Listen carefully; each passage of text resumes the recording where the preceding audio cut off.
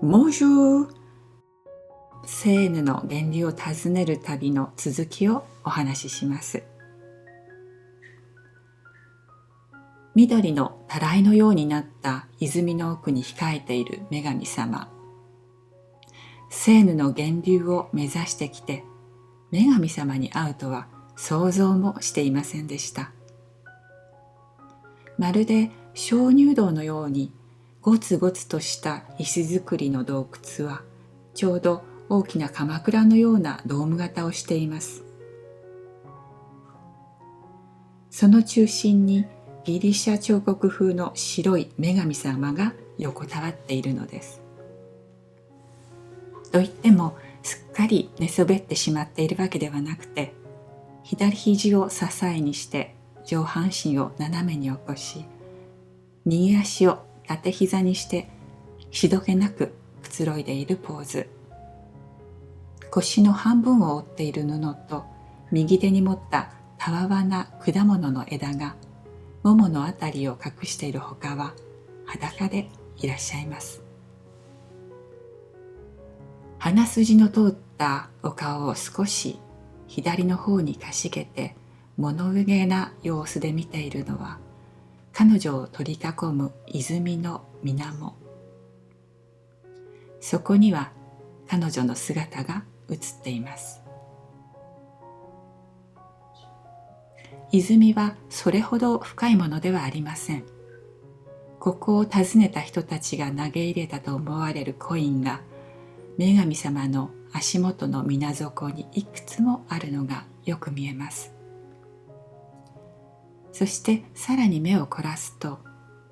その真ん中の一点からふつふつと水が湧き出しているのがわかります。さて、この大きな鎌倉のような洞窟は自然にあったものではなく、人が作ったものだというのは一目瞭然です。けれども、長い歳月をかけて野生の植物がその表面を覆い、すっかり周りの自然と同化しています。洞窟の左の縁のところに石のプレートがはめ込まれていて、そこに何やら由緒が刻まれているようです。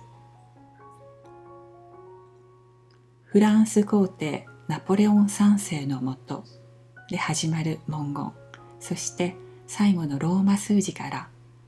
この洞窟は1867年に作られたもので、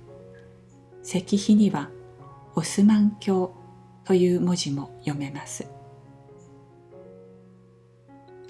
ナポレオン3世、オスマン教、そして19世紀後半といえば、オスマン計画という都市大改造でパリが生まれ変わった時代です。まっすぐに伸びる大通りに白い石造りの建物が整然と並び、その先の中央にはオペラ座が鎮座しているというような計算された美しさの街。つまり今の私たちが抱いているパリのイメージができたのがその時代です。そしてこちらの洞窟の作りは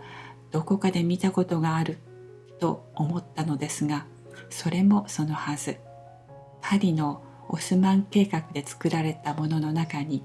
ビュトショーモンという公園があるのですが、新山幽谷を都会に再現したようなその公園の岩山とどこか似ているのです。さっきまでは誰も知らない最果ての地に来たような気がしていましたけれども、セーヌってやっぱり特別なんだなという実感が湧いてきました。さて、ここからはえっちらおっちら抱えてきたカメラと三脚の出番。三脚の足を引き伸ばして雲台にカメラをしっかりと固定して撮影開始です。アイドルの撮影会ではないですが、女神様をモデルに正面から左から右からちょっと上の方から泉がよく見えるようにとか、自分なりにあれこれとこだわりつつ激写します。そして振り返れば、水をたたえた自然の泉、森のくぼ地にあるその場所に夏至の太陽はまだ届かず、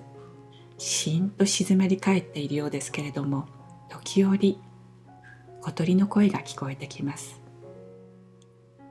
そしてところどころ水底の土が見えるほどに浅い泉にはおびただしい水草が息づいていて、あるものは水の表に少し顔を覗かせ、あるものは透明な水の中で気ままな流線形を描いています。よーく耳を澄ませば、もしかしたら無数の水草の呼吸が聞こえてきそうな、そんな気配さえします。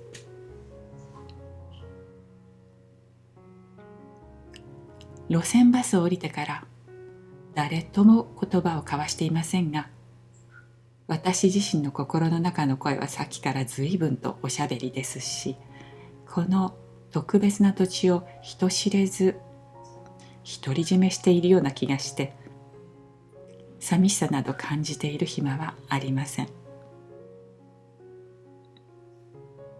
一本道を歩き始めたのが7時ごろ、そして森の奥のこの場所に着いたのが7時40分くらい。それから女神と向き合い、緑の泉をぐるりと巡りながら写真を撮って1時間くらいが経っていたでしょうか。とりあえず流行る気持ちは収まって一段落した頃、気がつけば体がすっかり冷え切っていました。